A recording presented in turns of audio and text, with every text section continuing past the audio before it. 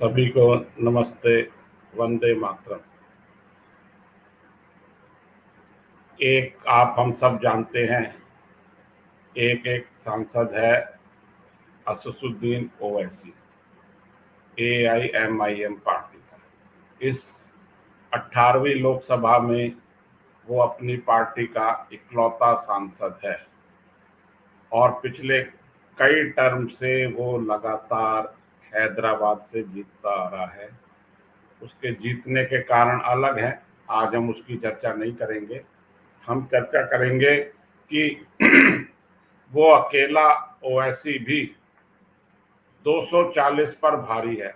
240 से मतलब मेरा यहाँ बीजेपी के सांसदों से है। इस 18वीं लोकसभा में बीजेपी के 240 सांसद हैं और अपने सहयोगियों के साथ मोदी जी ने तीसरी बारी प्रधानमंत्री पद की शपथ ली है। जैसा कि हम सब जानते हैं कि यह मोदी जी का लास्ट टर्म है। पहले तो चिंता रहती थी कि भाई मुझे आगे भी चुनाव जीतना है, कुछ करना है, तो मैं कुछ ऐसे कदम नहीं उठाऊं जो क्या नाम से किसी को नागवारा गुजरे या मेरे खिलाफ जाए। अब ऐसी कोई बात नहीं है और इतिहास गवाह है, हमेशा कोई भी सरकार हो वो सख्त कदम उठाने से ही जानी जाती है और उसकी जो लोकप्रियता है या पॉपुलैरिटी है वो ढुल्लम ढुल्लन नीति से नहीं होती। 2019 में मोदी जी की जो सीटें बढ़ के आई थी उसका एक कारण ये भी था कि उन्होंने पाकिस्तान में सर्जिकल स्ट्राइक करी थी, जिसका उनको बहुत फायदा मिला था और मिलना चाहिए भी था, उसके वो हकदार भी हैं।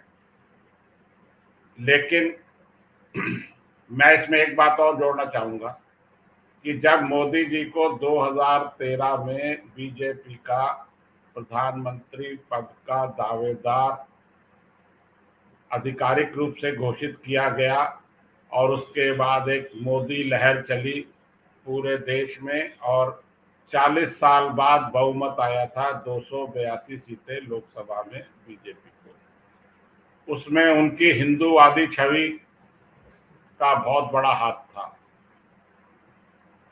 यह हिंदूवादी छवि उनकी कई कारणों से बनी, लेकिन मेरी नज़र में जो इसका मुख्य कारण था वो था एक किसी सार्वजनिक मीटिंग में उन्होंने मुसलमानों के प्रतिनिधियों से गोल टोपी लेकर पहनने से मना कर दिया था।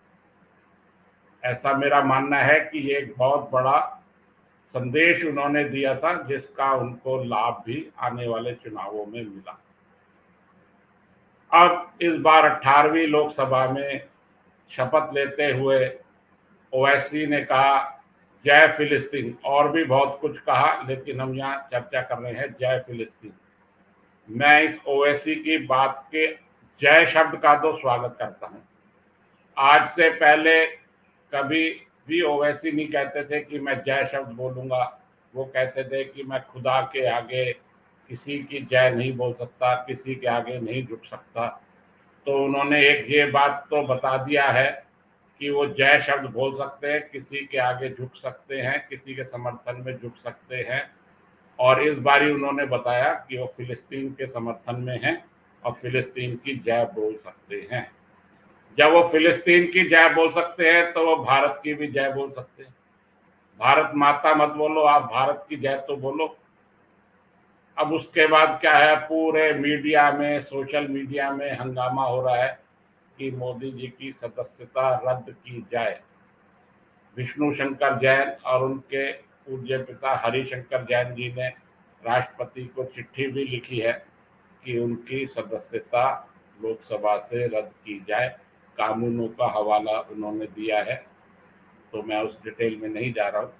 अब राष्ट्रपति महोदया क्या निर्णय लेंगी ये तो मैं नहीं जानता, लेकिन वो जो भी निर्णय लेंगी उससे पहले वो चुनाव आयोग और सरकार से जरूर इस बात को डिस्कस करेंगे। चुनाव आयोग तो क्या कहेगा क्या नहीं कहेगा मुझे मालूम है नहीं, लेकिन सरकार की तरफ से ऐसा कोई प्रस्ताव नहीं जाएगा जिसमें राष्ट्रपति जी को सुझाव दिया जाए या अनुशंसा की जाए कि वो ओवैसी की सदस्यता रद्द कर दे। ऐसा पिछले अनुभवों से देखता हुआ मेरा मानना है, देखते हुए वो हर लोकसभा में किसी भी प्रस्ताव पर सरकार को चिल्ला चिल्ला कर उनका विरोध करते हैं और प्रतियां फाड़ देते हैं। कोई बिल हो, कुछ हो, उसकी प्रति सरेआम फाड़ देते हैं और सरकार मूक दर्शक बनकर देखती रहती है। शायद उनका ये सोचना होगा कि हम अपना काम कर लें, इसको ज्यादा ध्यान नहीं दें। लेकिन अब समय निकल गया है, पानी सर से ऊपर जा चुका है।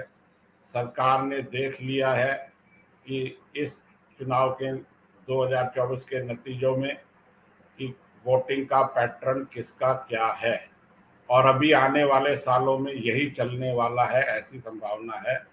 यही वोटिंग पैटर्न 2022 में उत्तर प्रदेश की विधानसभा में भी चला था। तो मेरा ये मानना है, मोदी जी ने मास्टर स्ट्रोक तो बहुत लगाए। उनकी जो आईटी सेल है, अमित मालवीय है, हर बात को मास्टर स्ट्रोक, हर बात को मास्टर स्ट्रोक। अब भाई आप मोदी 3.0 में आ गए हैं, अब कभी हेडमास्टर स्ट्रोक भी लगा दो, कभी प्रिंसिपल स्ट्रोक लगा दो, कभी और कुछ नहीं तो लेक्चरार स्ट्रोक ही लगा दो, या मास्टर स्ट्रोक्स पर ही रुके रहोगे। मेरा ये स्ट्रांगली कहना है कि सरकार को ओवैसी की सदस्यता रद्द करने की सिफारिश राष्ट्रपति जी को करनी चाहिए। इसके बाद होगा क्या कि वहां दोबारा चुनाव होंगे, दोबारा ओवैसी खड़े होंगे और पहले से ज्यादा बहुमत से जीत कर आएंगे, ये भी मैं कह सकता हूं। लेकिन यह कदम उठाना जरूरी है। ओवैसी को उनका अब उनको एक लाइन खींचनी पड़ेगी। वो लक्ष्मण रेखा पार कर चुके हैं। कुछ सदस्यों ने, विश्व हिंदू परिषद और कुछ अन्य सदस्यों ने ओवैसी के दिल्ली के निवास पर प्रदर्शन किया, तो हमारी दिल्ली सरकार ने बहुत बहादुरी का काम किया। दिल्ली की पुलिस ने, सरकार ने नहीं, दिल्ली की पुलिस ने, और उनके खिलाफ एफआईआर दर्ज कर, मतलब जिसने जय फिलिस्तीन नारा लगाया वो तो स्पेशल सिक्योरिटी ले रहा है और स्पेशल स्टेटस ले रहा है लोकसभा का सदस्य होने का, और एक आम आदमी जो अपनी पीड़ा व्यक्त करना चाह रहा है उसके खिलाफ एफआईआर दर्ज की जा रही है। अब ये बड़ी अजीब सी स्थिति है।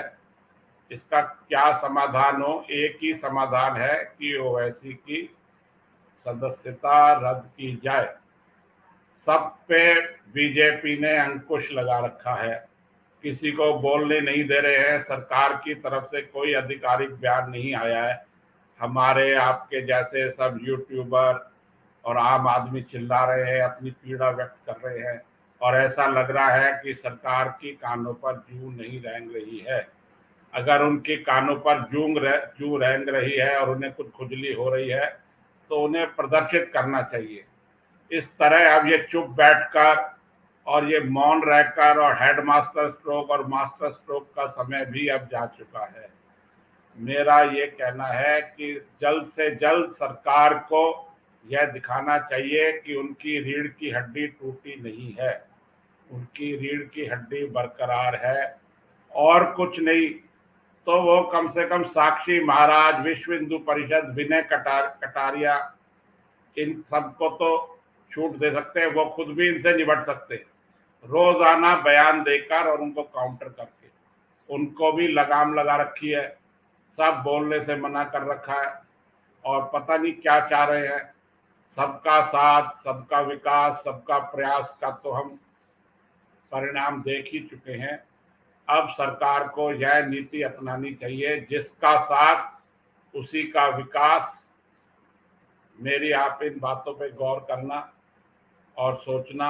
मेरा सरकार से यही निवेदन है, मोदी जी से यही निवेदन है कि कुछ करके दिखाओ। कुछ, जब से उन्होंने नए प्रधानमंत्री तीसरी बार शपथ ली है उसके बाद अभी तक उन पर हमले जारी है, और समय के साथ वो कमजोर दिखते जा रहे हैं।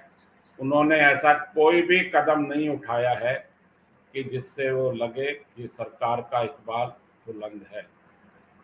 तो मैं आज अपनी बात को यही समाप्त करना चाहूँगा। आप लोग मेरी बात पे सोचना, चिंतन करना, और जैसे मैं अपना एक छोटा सा प्रयास कर रहा हूँ, वैसे आप भी अपने अपने माध्यमों से प्रयास करें और सरकार पर दबाव डालें कि वो इस देशद्रोही ओवैसी पर कोई सख्त कदम उठाए, भले ही उसका परिणाम क्या हो। कर्म किए जा, फल की इच्छा मत करे इंसान, ये हमारे गीता का ज्ञान है। तो इस पे चिंतन मनन की आवश्यकता है। आप सभी को धन्यवाद, प्रणाम, वंदे मातरम।